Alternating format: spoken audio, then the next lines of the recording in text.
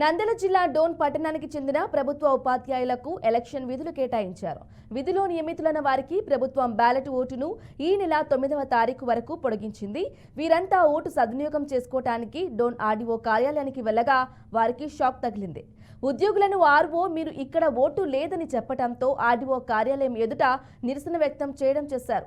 దీనిపై ఆర్ఓను ప్రశ్నించగా వారు ఎలక్షన్ డ్యూటీ చేస్తున్న చోట బ్యాలెట్ ఓటు వినియోగించుకున్నారో లేదో తెలియదు కాబట్టి అక్కడ పూర్తి వివరాలు తెలుసుకున్న తర్వాత వారికి బ్యాలెట్ ఓటును డోన్లో ఉపయోగించుకోవటానికి అనుమతి ఇస్తామని తెలిపారు.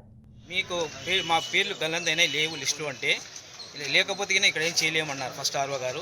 తర్వాత కొద్దిసేపు ఆలోచించి మాకు ఓటు హక్కు లేనప్పుడు మేము ఎలా డ్యూటీ చేయాలి అని అడిగితే ఆర్ఓ గారు అప్పటికప్పుడు బ్యాలెట్ పేపర్స్ అన్నీ తెప్పించినాడు. గంట లేట్ అయిన తర్వాత అన్నీ తెప్పించి ఈవినింగ్ వరకు పోలింగ్ తెప్పించినాడు. కాబట్టి ఆ విధంగా ఇక్కడ కూడా చేస్తారని నేను ఆశిస్తున్నాను.